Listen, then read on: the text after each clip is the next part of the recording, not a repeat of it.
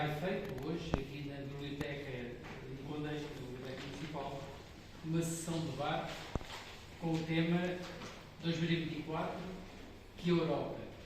E para isso temos dois convidados. Ao meu lado esquerdo, a Luísa Silva, candidata da CDU ao Parlamento Europeu, também não na qualidade de coordenadora da União dos Sindicatos de Coimbra, que é outra das tarefas importantes que tenho, e ao meu lado direito, o mandatário nacional, o professor João Rodrigues, e cabe a mim, como se costuma dizer, abrir estas hostilidades e faço com enorme prazer da qualidade de mandatário conselheiro. Eu não vou perder mais tempo, o tempo que temos até ao próximo ato eleitoral já é curto. Me parece que esta iniciativa no espaço temporal é muito oportuna. Quem faz as campanhas eleitorais, e nomeadamente para o Parlamento Europeu, uma das coisas que ouve com muita frequência e com alguma intensidade é que estas eleições não é muito para a gente, é para aqueles lá de fora, como a gente não estivesse envolvidos nisto. Nós temos uma experiência, a CDU tem essa experiência de que as políticas europeias têm trazido uma ressonância muito negativa para o nosso país, o exemplo das pescas, o exemplo da agricultura, o exemplo da indústria. Todos nós sabemos o impacto que estas políticas da Europa têm tido no nosso país. E, portanto, para a gente debater um pouco disto, refletirmos um pouco também e realizarmos também a importância destas eleições e a importância de reforçar a CDU no Parlamento Europeu, nós temos estes dois convidados e, desde já, eu passo a palavra a metodologia que vamos usar, se estivermos de acordo, e nem falei com a Luísa nem com o professor, mas penso que vou estar de acordo com aquilo que vou dizer, é que a Luísa e o professor, entre 30 a 40 minutos, possam explorar alguma coisa, e podemos abrir um pequeno espaço de debate, de colocar questões, de esclarecermos algumas coisas que a gente entenda que deverão ser esclarecidas, e penso que esta metodologia será mais correta, como ser só os oradores, os nossos convidados, no uso da palavra. Minhas amigas, meus amigos, camaradas, eu vou passar a palavra à Luísa Silva, que nos irá dirigir algumas palavras na qualidade de candidata, e depois deixarei a parte final para o professor João Rodrigues, na sua qualidade de mandatário nacional. Boa tarde a todos.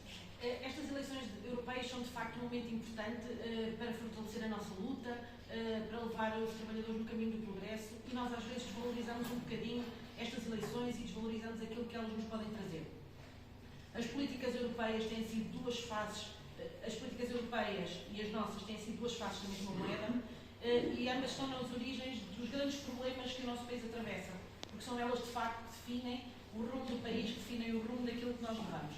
Nós, ao longo do tempo que temos passado neste período pré-eleitoral a falar com os trabalhadores, muitos nos dizem, os trabalhadores e nas ruas com a população, vão-nos dizendo que de facto estas eleições não são para eles, são para a Europa. E não, são elas que definem de facto aquilo que nós, aquilo que vai ser a nossa vida no dia-a-dia, aquilo que vai ser o nosso futuro. A começar, por exemplo, pelas dicas que elas dão para as empresas, pelas orientações que eles dão sempre no sentido da privatização. Os trabalhadores da Simpos estiveram há pouco tempo com 3 dias em greve. É uma empresa que foi recentemente, há poucos anos, privatizada, recentemente no tempo. É uma empresa que, enquanto era uma empresa nacional, não tinha grandes problemas, laborava. O pagamento feito aos seus trabalhadores era no âmbito dos preços, dos valores nacionais e acima da média que se pagava no país, e de repente a maior parte daqueles trabalhadores estão com o salário mínimo nacional, que é aquilo que é imposto pelas regras europeias para o tipo de trabalho que eles fazem. E, portanto, com salários em atraso, sem os apoios sociais, sem uma série de coisas que era, de facto, algo que após o 25 de Abril surgiu nas nossas empresas e que as políticas europeias vão travando. Mas estas políticas europeias interferem também no aparelho produtivo nacional. Temos como grandes exemplos disso os taleiros do Mondego, mas também, se olharmos para as empresas de cerâmica aqui à volta de Condeixa, isso também está bem latente. Temos visto empresas a fechar, temos visto grandes lutas à porta das empresas. Ainda há pouco tempo tivemos aqui com a União dos Sindicatos à porta de uma destas empresas que tiveram com dias de luta, porque os salários não aumentam, porque estas políticas fazem travão a essas situações e porque depois estas empresas também vão vão para o mercado europeu combater com preços que não são possíveis para a nossa produção. Outro exemplo grande foi na Cofisa, que nós tivemos agora com o João Oliveira, onde eles nos diziam que com os salários, e parece que o grande problema de facto era os salários naquela empresa, com os salários que tinham relativamente aos seus trabalhadores, não podiam vender ao mesmo preço as latas de atum e de sardinha, etc., os seus enlatados, vendiam, por exemplo, as empresas que vinham do norte da África, que tinham salários mais baixos e que entravam na Europa com outro tipo de impostos que não os produtos portugueses entram na Europa. E dizemos, a nossa única safra é, de facto, o selo da União Europeia, que nos dá aqui alguma credibilidade. Mas temos muita dificuldade com isso. E nós dizemos, pois, então, de facto, os salários é um problema, tem qual é o valor dos salários médios aqui na empresa? É o salário mínimo nacional. Pronto. E não passamos disto, e isto tem sido as respostas que nos têm sido dadas nas várias empresas. Outro caso, exemplo, aqui na região do distrito, um caso em si, uma grande empresa de confecções que fechou, entrou em layoff. Os trabalhadores tiveram 3 meses até março sem receber ordenados, foram para layoff e que agora está em período de insolvência, com cerca de 160 trabalhadores a serem despedidos assim de um momento para o outro, porque de facto nós não conseguimos combater com as empresas e com os têxteis alemães, com os têxteis franceses, etc., que põem no mercado a preços muito competitivos. Mas acabam por criar cotas de produção às empresas portuguesas, onde nós só podemos produzir aquilo que eles já não conseguem produzir mais. Ou seja, se o mercado precisa de 100, eles produzem 80, nós só produzimos 20 e o resto não produzimos, não podemos continuar a produzir, e isto são entraves das políticas europeias que nós não podemos deixar de travar e de combater. Também nas grandes superfícies, Portugal quer seguir o caminho que a Europa segue, que é não haver horários desregulados, os trabalhadores trabalharem sábados, domingos, feriados, não poderem conciliar a vida das suas famílias com a sua vida pessoal, mas as empresas são fofinhas e são amigas. Temos agora o exemplo de Auchan, a empresa que criou uma creche Ricky Rock, para alguns trabalhadores, para já ainda na zona de Lisboa, em que as creches funcionam das 7 da manhã à meia-noite. E, portanto, depois nós à meia-noite vamos tirar a criança da creche e vamos levá-la para casa, quando àquela hora a criança já devia estar confortavelmente a viver na sua casa. Nós não podemos continuar a permitir que os nossos horários sejam assim, desta forma, desregulados, que nós possamos ter uma vida de conciliação de vida familiar. Nós até bem poucos anos tínhamos os supermercados abertos até ao sábado de manhã e conseguimos todos cumprir os nossos horários e conseguimos ter as coisas em casa. Tínhamos sábado à tarde e domingo para continuar a viver e para continuar a estar no seio das nossas famílias. Também no setor dos transportes, isto começa a ter algumas implicações. Nós temos tido ali na zona de Coimbra os trabalhadores de Xuntuca a lutar pelas suas carreiras, porque de repente eles eram motoristas, eles têm que ter uma série de cartas como são para poder andar com os seus, para poder andar com os transportes coletivos, andam com as nossas vidas na mão, porque nós andamos ali dentro, não é? Dos autocarros. De repente, eles também estão todos com o salário mínimo nacional, são assistentes operacionais e continuam a lutar pela recuperação das suas carreiras. E quando nós aqui, e agora falando aqui na CIM, na região da CIM, lutamos por melhores transportes, por melhores condições, mais horários, preços mais baixos para toda a gente, temos a construção de um metro em Coimbra, que nós não sabemos muito bem, ele diz que vai funcionar até ao final do ano, neste momento ninguém sabe como é que ele vai funcionar, que horários, que preços, quem é que vai estar responsável pelo metro, porque quem é que os vai conduzir, quem é que vai gerir aquele espaço, vai inviabilizar algumas verbas dos próprios SUTUC, mas também aqui, quando esta vai ser abrangido por novos transportes, porque foi a concurso, e a Transdev, que era quem fazia os transportes para esta zona, vai deixar de fazer e ganha uma empresa israelita, mais uma vez concursos internacionais, onde os portugueses são preteridos porque, obviamente, não conseguem competir com as mesmas condições. Vamos ter uma empresa israelita, que não sabemos para já, só tem autocarros, ainda não tem trabalhadores, ainda não tem mais nada, já chegaram os autocarros todos bonitos a Portugal, e de facto agora todos os trabalhadores da Transdev, obviamente não estamos aqui preocupados se é a empresa A ou B, estamos preocupados com os trabalhadores que lá estão e que de repente, graças a estas políticas europeias, não sabem como é que vai ser a nossa vida. E estas empresas que vêm a custos mais baixos, o objetivo delas também é a rentabilização do lucro e, portanto, não sabemos se vão manter os mesmos horários, vão manter as mesmas condições, como é que a coisa vai funcionar e, portanto,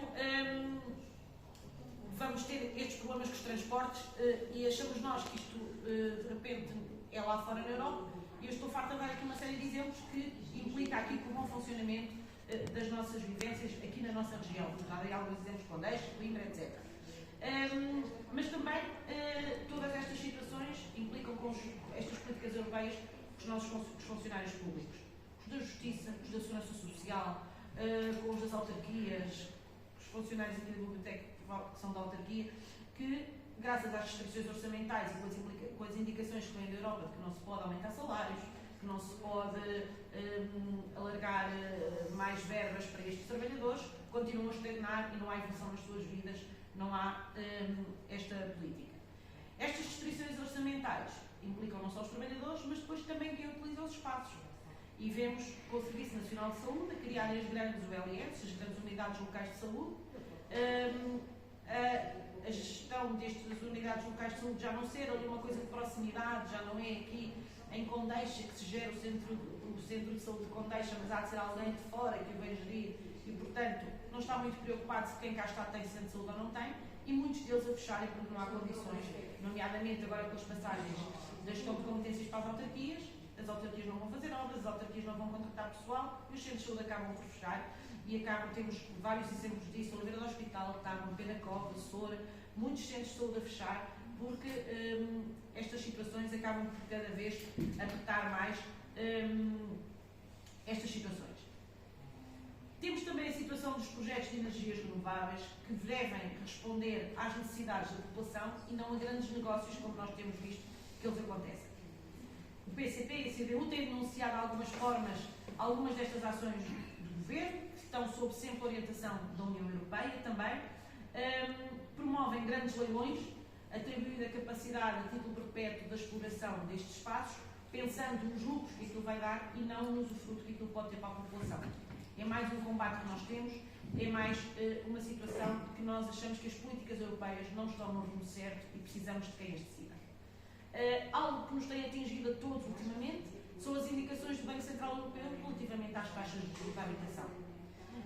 As taxas de habitação vão aumentando, obrigam muitos de nós a ter o dobro ou o triplo dos pagamentos que tínhamos assim de repente, obrigam-nos muitas vezes a largar as nossas casas e a ter que arrendar porque não é possível assegurar, mas depois também temos leis de arrendamento que não facilitam a vida de quem precisa.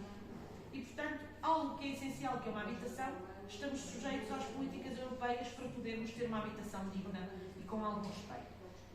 Isso também é algo que nós tentamos combater, que não podemos permitir que continue a acontecer e que os deputados da CDU no Parlamento Europeu têm de trabalhar relativamente a isso.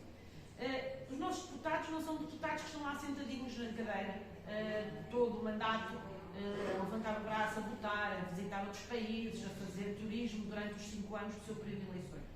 Nós temos visto os nossos deputados só aqui à região de Coimbra, eles fizeram cerca de 70 visitas durante estes 5 anos.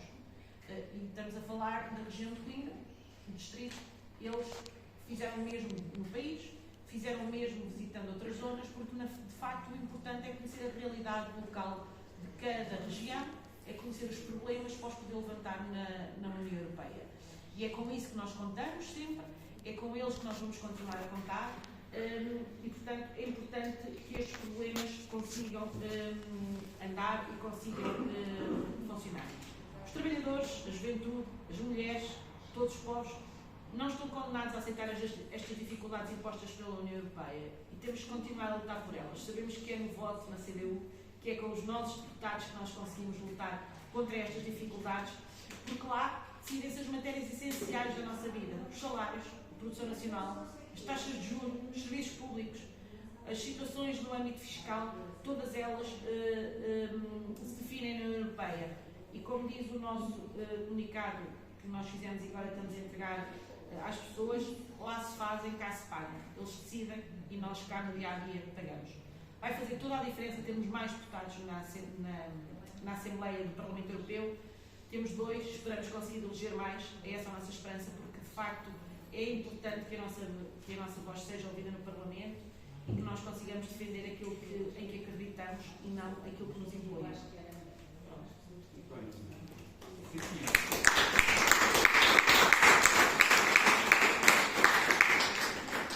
Antes de dar a palavra ao professor João Rodrigues, na qualidade de mandatário nacional, só 2 notas importantes. Nós estamos à porta de uma campanha eleitoral que vai ser dura. Vai ser dura porque nós vamos ter que desmontar o que vai na cabeça de muitos daqueles que nós vamos confrontar relativamente às necessidades e ao papel importante que a CDU pode desempenhar no Parlamento Europeu. E aqui foram feitos vários desafios, não é? No mundo do trabalho, as questões dos horários, as questões dos salários, no ambiente, nos transportes, muita coisa, certamente, não está no rumo certo, como já foi dito pela Luísa, e o rumo certo só é possível se a CDU, como eu disse no início, reforçar a sua posição no Parlamento Europeu. Por isso eu digo que precisamos, num Conselho que condense uma equipa forte, que possamos visitar não só os locais de trabalho, mas os contactos também com a população, nos centros onde se concentram mais pessoas, como o mercado. É um trabalho que todos nós temos que fazer. Não vale a pena só pensar que a CDU tem que reforçar a sua posição no Parlamento Europeu. Não basta isso. Nós temos que trabalhar. Temos que ajudar as pessoas a refletir. Temos que ajudar a que elas entendam que muitas das políticas que são determinadas e decididas no Parlamento Europeu têm um impacto fortemente negativo depois nos Estados-membros e, neste caso, no nosso país, como já aqui foi dito. Nós estava a ouvir a Luísa e estavam a lembrar, inclusive, da riqueza que temos, por exemplo, na Figueira da Foz, no que diz respeito, por exemplo, à construção naval, e que praticamente é algo que está inativo, precisamente porque as políticas da Europa para aí direcionam aquilo que deve ser esta riqueza para a economia nacional. E, portanto, eu estou a dizer isto apenas como exemplo, como podíamos usar outras. Nós, em Condeixa, temos empresas exportadoras, não só empresas para o mercado interno. Temos empresas exportadoras que exportam para fora do nosso país e que era importante também, pena é, que muitos dos responsáveis destas empresas, sabendo que a Europa não está a determinar uma política correta, nomeadamente para estas empresas, quase que aceitam isto sem tomar também qualquer posição. Bom, vou dar a palavra ao nosso mandatário nacional, o professor João Rodrigues, depois da sua exposição. Nós então abriremos um espaço, espero que vocês tenham dúvidas, sejam de existirem, para a gente podermos trocar aqui impressões. Okay. Muito obrigado, é um prazer estar aqui em Condeixa a debater estas questões europeias. E eu começaria com um ponto que a Luísa Silva já fez, no fundo, que eu acho que é bastante verdadeiro, objetivo. As políticas europeias e as políticas nacionais são duas faces da mesma moeda. E as políticas europeias têm, de facto, determinam muito daquilo que o país pode ser e fazer. É claro que também, muitas vezes, a União Europeia é usada como desculpa para políticas nacionais que, enfim, são relativamente independentes das políticas europeias, mas, digamos, as políticas a União Europeia tem as costas largas para muitas das opções políticas daquilo que a CDU, o PCP, o PS chama políticas de direita, que são decididas pelos governos nacionais, muitas vezes sob pressão, sob sugestão e até sob coação das instituições europeias. Mas é preciso sempre ter isto em atenção. Há aqui no caso das políticas europeias, uma enorme opacidade, que é filha da natureza muito pouco democrática, para não dizer antidemocrática, das instituições europeias. Um exemplo clássico desse federalismo antidemocrático, ou seja, dessa transferência de competências e instrumentos de política para instituições supranacionais sem controle democrático, é o caso do Banco Central Europeu, que é de facto uma instituição. O Banco Central Europeu chama Europeu de Bancos Centrais, mas com um comando em Frankfurt e que toma decisões absolutamente cruciais para a vida económica, para a distribuição de rendimentos, decisões sobre política monetária, que são tomadas com toda a discricionariedade e sem qualquer controle democrático. Nós vimos isso. A inação do Banco Central Europeu em 2011, ou seja, indisponibilidade para controlar as taxas de juros em 2011, determinou uma crise das dívidas soberanas que desembocou, no caso de Portugal, num programa de ajustamento da Troika, comandado pelo Banco Central Europeu, pela Comissão Europeia e pelo Fundo Monetário Internacional, que impôs, lembremos-nos, estas instituições internacionais, europeias e uma não europeia, impôs um programa de cortes salariais, de austeridade, de desregulamentação das relações laborais e de privatização de setores estratégicos à boleia de uma crise da dívida soberana, uma crise das dívidas. Portugal não se conseguia financiar nos mercados financeiros a taxas razoáveis. As taxas de juros estavam a 17%. A nossa dívida pública era mais ou menos 120% da riqueza nacional anual e tinha subido por causa da crise financeira internacional, por causa do resgate dos bancos. Este país canalizou 25 mil milhões de euros para a banca, canalizou para a banca sem assumir o controle público da banca, porque as instituições europeias não deixaram. Avancemos para 2020. Pandemia. O país tinha a mesma 120% de dívida em percentagem do seu produto interno bruto. As taxas de juros já não eram de 17, eram de 0. Mais ou menos. A obrigação do Tesouro andava próxima do 0. Porquê? Porque o Banco Central decidiu intervir em 2020, controlando as taxas de juros. E por isso é que não houve nenhum programa de resgate, ou de agressão, como o da Troika em 2011. Os montantes de dívida eram os mesmos. A inação do Banco Central num contexto e a sua ação noutro ditaram duas situações completamente distintas. Esta instituição toma decisões com este impacto sem qualquer controle democrático. Mas, depois houve um surto inflacionário no contexto da saída da pandemia e da guerra da Ucrânia e da especulação, e o Banco Central enceta a mais rápida subida das taxas de juros de sempre. De sempre da sua história. E da história do pós-Segunda Guerra Mundial. À boleia de um diagnóstico que o próprio Banco Central Europeu sabia que era errado. Ou seja, a inflação era um fenómeno transitório relacionado com as perturbações temporárias nas cadeias de valor causadas pela pandemia. Não tinha nada a ver com aumentos salariais, não tinha nada a ver com pressões sobre a procura, tinha a ver com um fenómeno transitório de adaptação das economias àquela situação. Porquê é que eu estou a falar do Banco Central Europeu? Porque o Banco Central Europeu entra-nos todos os dias pelas televisões. É uma instituição europeia que o PCP, a CDU, a seu tempo criticou a sua criação, ou seja, a criação de uma moeda única, o euro, comandada por um Banco Central com um mandato muito, por um lado, estreito, controlar preços, por outro lado, amplamente discricionário, como a sua história e os exemplos que eu aqui dei nos mostrou. Uma política monetária única para mais de uma dúzia de países com situações económicas muito distintas é dificilmente uma política monetária adequada ao contexto em que cada país se encontra.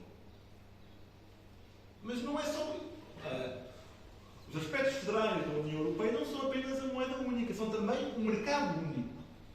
O que é o mercado único? É, no fundo, todo o processo que a União Europeia, desde a segunda metade dos anos 80, tem promovido ativamente de liberalização da circulação de capitais, de bens e serviços e dentro do espaço europeu, apenas dentro do espaço europeu, de pessoas.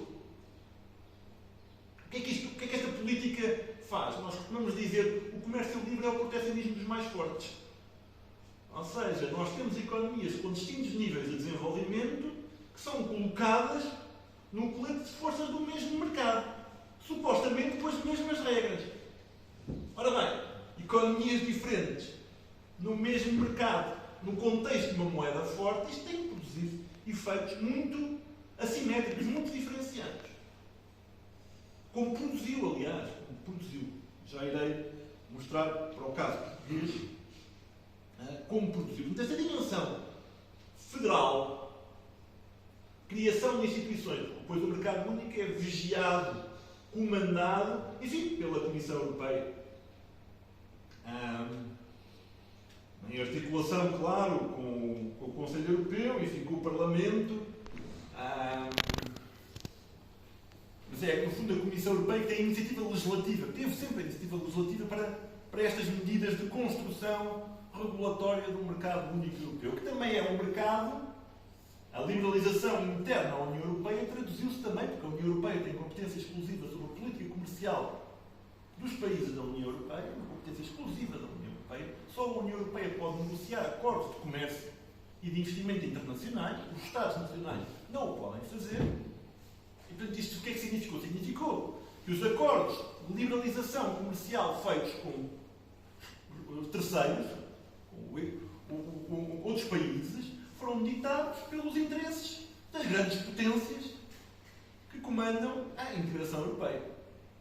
E, portanto, expondo Portugal à concorrência particularmente destrutiva nas áreas em que o país estava especializado.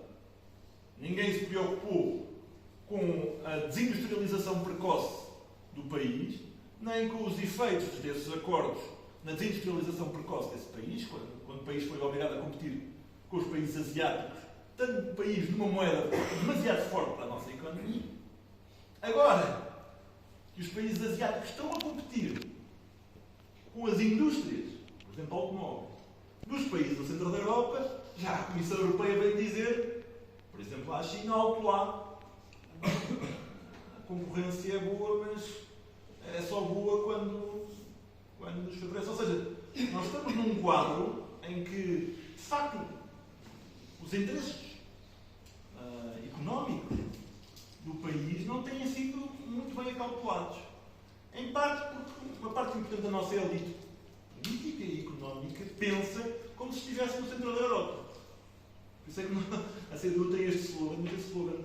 Precisamos de deputados que defendam os interesses do país nas instituições europeias, em vez de deputados que defendem no país os interesses do que eles imaginam ser o centro europeu. Que é muitas vezes a figura que é feita. Até porque uma parte da elite política aquilo que pensa é em vir ocupar lugares nas instituições europeias. Tem este efeito.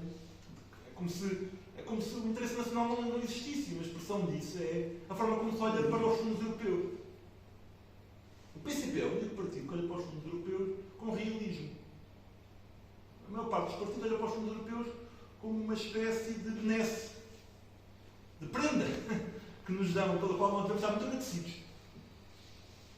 É assim que se olha para os fundos europeus.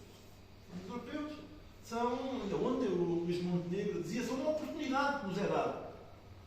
A forma que ele usa. E o PCP é o único partido, a CDU, que diz, é a única coligação que diz, os fundos europeus são um mecanismo de compensação pelos efeitos assimétricos causados pela integração europeia e são insuficientes, porque não compensam. É o único partido que diz isto. E esta forma de olhar para o problema é radicalmente distinta, porque coloca o foco na economia nacional e nos custos e benefícios que a economia nacional tem tido por este processo de integração tem sido em larga medida comandado pelos interesses económicos e políticos dos países do centro da Europa. Porquê é que nós dizemos que não compensam? Porque vejamos, se nós olharmos a tomar no final dos anos 90 até à atualidade, o que aconteceu à economia portuguesa? A economia portuguesa basicamente deixou de convergir com o centro da Europa. Olhamos para este quarto século e vemos uma interrupção da convergência. O que é que nós vemos neste quarto século? Vemos, não basta falar do país em geral, é preciso dentro do país ver como é que a distribuição de rendimentos, da riqueza criada, é repartida entre as várias classes sociais. Nós temos uma perspectiva de classe, não olhamos apenas para os interesses nacionais, perguntamos quem é o interesse nacional. O interesse nacional, tal como nós hoje interpretamos, é o interesse das classes trabalhadoras e de grupos sociais intermédios não monopolistas. Ora bem, o que é que aconteceu aos rendimentos salariais? Em 1999, o peso dos rendimentos salariais no rendimento nacional era de cerca de 60%. Ou seja, basicamente os trabalhadores ficavam com cerca de 60% do rendimento nacional. Em 2023, que é o último ano para os quais há dados, esse peso é de 53%. Portanto, tem havido uma queda do peso dos rendimentos salariais no rendimento nacional. Porquê? Porque, em larga medida, por decisão dos governos nacionais, mas também por pressão europeia, como se viu durante a Troika, tem havido uma redução dos direitos laborais. E, portanto, o que nós temos que os crescimentos de salários reais nem sequer têm acompanhado o crescimento da produtividade. Esse é que é o facto. O que é que isto gera? Gera uma economia de baixa pressão salarial. E essa baixa pressão salarial também é acentuada, obviamente, pela dinâmica de concorrência internacional na qual nós estamos metidos. Os trabalhadores reivindicam aumentos salariais, muitas vezes é respondido. Bem, a empresa não consegue suportar esse aumento salarial, está em concorrência com empresas de países que pagam salários muito mais baixos, do leste europeu, seja na Ásia. Essa é a realidade. Estão aqui sindicalistas e que já podem corrigir se eu estiver errado. E, portanto, qual é o programa das élites europeias para Portugal? Foi resumido nas palavras do economista da Troika. Portugal deve ser uma Flórida da Europa. Ou seja, um país de serviços turísticos e conexos. É em larga medida o lugar que nos cabe. Neste momento, Portugal, sobretudo a seguir aos anos, enfim, da Troika, de facto, sobre-especializou-se, aumentou a sua dependência dos rendimentos da exportação de serviços através do turismo, basicamente, que são os estrangeiros que vêm cá, no fundo, consumir serviços de hotel, restauração, etc.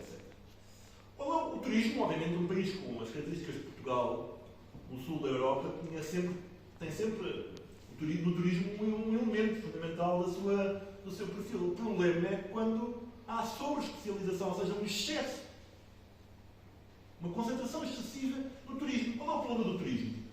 É que o turismo, como setor dos serviços que é um setor onde a introdução de tecnologia é muito mais difícil, porque é um setor que é intensivo em trabalho. É difícil introduzir tecnologia no turismo, portanto é difícil grandes ganhos de produtividade. E, portanto, é difícil, os patrões têm uma boa desculpa, ainda para mais com a pressão internacional, porque o turismo é forte, bem concorrencial, para pagar maus salários, para pagar até salários baixos. O turismo depende muito de salários baixos. Qualquer pessoa que trabalhe nestes setores, restauração, hotelaria, etc., sabe disso. E onde as associações patronais são particularmente selvagens nas suas exigências de redução dos direitos laborais. É uma força de trabalho descartável. E se não a tiverem em Portugal, vão buscá-la. Vamos buscar ao outro lado. Portanto, sim, este modelo é um modelo que não nos serve. E, aliás, eu não preciso ir muito longe. O antigo Presidente do Banco Central Europeu, o Mário Draghi, avise-me quando eu estiver a chegar aos 20 minutos. O Mário Draghi dizia recente que foi encarregue de apresentar um relatório para a União Europeia, agora já está na reforma, foi encarregue de apresentar um relatório para a União Europeia, um relatório sobre competitividade das economias europeias, e ele, numa das suas apresentações, dizia o seguinte: nós nos últimos anos temos insistido, dizia ele, agora sim, deliberadamente numa estratégia de contenção dos salários uns em relação aos outros. Dizia ele, estratégia deliberada. Isto conjugado com aquilo que eles chamam de uma política orçamental pró-cíclica. O que é isso? Para a linguagem de gente, uma política orçamental que é da austeridade. Ou seja, que tenta conter ao máximo a despesa e manter a fiscalidade mais ou menos constante. Qual foi o efeito disto? Diminuir o mercado interno europeu, diz ele, diminuir o mercado interno europeu e fragilizar o modelo social. Ou seja, as próprias elites europeias reconhecem que estas suas políticas causam uma fragilização do modelo social, enfraquecem a procura salarial e diminuem o mercado interno. Solução. Reforçar o mercado único e investir nas indústrias de defesa, criando campeões europeus, ou seja, empresas com grande escala nas indústrias de defesa, energia, lá vários exemplos, mas ele insiste nas indústrias de defesa, ou seja, aquilo que a CDU tem denunciado como uma militarização da economia europeia e que neste momento está em todos os documentos estratégicos. O que é que vai ser a militarização da economia europeia? Mais um pretexto para a tal fragilização do modelo social. Foi a crise das dívidas soberantas que serviu de pretexto, lembrei-me tanto da Troika, são as regras de governação económica europeia que já aqui foram referidas, que servem todos os anos de pretexto para a contenção da despesa pública, o que em Portugal é particularmente grave, porque neste momento o país é dos países da União Europeia com menor percentagem de investimento público na riqueza criada.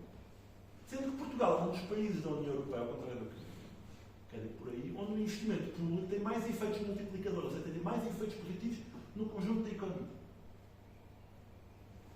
E, portanto, nós temos mecanismos de governação que, no fundo, inscrevem a austeridade, nos expõem à concorrência internacional, pressionam, como eles próprios reconhecem, os modelos sociais e pressionam também os modelos laborais. E agora, num contexto de guerra, à boleia do pretexto da guerra, nós não estamos em guerra, Portugal, sabe, não decretou guerra no país, nós não estamos em guerra, mas há um ambiente, não é? E uma mensagem que a Europa, a União Europeia, está em guerra, que é o pretexto para a construção de uma economia de guerra. Ou seja, do investimento nas indústrias de defesa, que na prática, no fundo, se vai refletir na tentativa de construir um complexo militar industrial europeu, subordinado à NATO, e um complexo militar industrial é a pior coisa que pode acontecer numa economia, porque é favorecer setores que, no fundo, desenvolvem não uma economia para a satisfação das necessidades humanas, mas uma economia em larga medida de desperdício. E com um interesse objetivo na guerra. Ou seja, nós estamos a construir interesses económicos que são objetivamente favoráveis à guerra. Isso tem que ser contestado. Mas, obviamente, contestar isto é, dados os interesses intelectuais, políticos e económicos, eu costumo dizer, vejam quem paga os economistas. Falam na televisão. E agora digo também, vejam quem paga, quem financia os especialistas de relações internacionais que todos os dias aparecem com um discurso militarista na televisão. Quem é que nos paga? Quais são as instituições? Essa é a questão que temos. Ou seja, nós temos uma situação muito perigosa. Não é? Porque este militarismo ganha vida própria. Portanto, a exigência da paz, a defesa da soberania nacional e a defesa de um Estado social, de um Estado que recupera instrumentos de política perdidos, instrumentos de política que o país perdeu, este tripé, digamos, paz, soberania e exigência de recuperação de instrumentos para desenharmos políticas adaptadas às necessidades do país e às necessidades de desenvolvimento do país. E a defesa de um Estado social forte, ou seja, e não é só um Estado social, é um Estado com alguma capacidade de pilotar, de dirigir a economia por três vias. Investimento público, nós precisamos aumentar o investimento público. Controle através da propriedade, de uma outra forma, através da propriedade de setores estratégicos. Portugal é, neste momento, dos países da União Europeia, aquele que tem a menor percentagem de propriedade pública dos ativos económicos, que outros países é que privatizaram a rede elétrica. Neste momento, por exemplo, o Estado francês controla 100% da EDF. 100% da EDF. Dizem, a União Europeia exige privatizar. Sim, a União Europeia exige privatizações para os países da periferia da Europa. Quando esses países, de facto, por dificuldade de inserção, acumulam uma dívida externa muito elevada e ficam na dependência dos credores. Mas o país, antes da adesão ao euro, não tinha dívida externa. Não tinha. Tinha uma posição ligeiramente credora em 1996. Nem devia, nem era ligeiramente credor, 1%. Depois atingiu pagámos por uma inserção totalmente dependente e assimétrica, como o PCP a seu tempo alertou. Fomos contra a entrada da moeda única porque perdemos um instrumento, através do instrumento cambial, de gerir a nossa posição em relação ao exterior. Nós avisamos e hoje, portanto, temos baixos níveis de investimento público, baixos níveis de propriedade pública e baixos níveis de emprego público. Outra coisa, Portugal tem uma porcentagem de emprego público no emprego total que é muito inferior à média da União Europeia. Mas, ao mesmo tempo, temos um discurso público com uns tipos que supostamente se chamam de ignorantes económicos aos outros. Então, ontem, o Rodrigo Figueiredo, com a obsporrência e ignorância, com a obsporrência dos ignorantes, a dizer que aquilo que o João Ferreira estava a dizer, o João Oliveira estava a dizer, era iliteracia. Não sabia quando. Ele pinta isto como se o país fosse um Estado socialista, não é? Da iniciativa liberal e do Chega, que se falar em socialismo. Não, quer dizer, estão os dados aqui. Propriedade pública. Isso é o que distingue o socialismo do capitalismo, é propriedade pública e privada. Não é? Propriedade pública em Portugal neste momento é residual dos ativos económicos. Isto cria um problema com um país periférico. Porque depois os investimentos estruturais vão ser decididos em negociação, como agora o novo aeroporto entre um governo e uma multinacional dos aeroportos. Vamos ver como é que essa negociação vai correr. Tem corrido otimamente. As negociações entre o Estado português. Ou o Estado português controla as infraestruturas ou não controla as infraestruturas. Fica nas mãos das multinacionais. E nós alertamos para isso. E, portanto, romper este quadro de constrangimento é muito difícil. Mas a CDU é a única força que diz, de facto, que é preciso ser radical no sentido de ir à raiz dos problemas que afetam a economia e a sociedade portuguesa. Eu acho que este binómio paz-soberania é precioso e é necessário. E disse.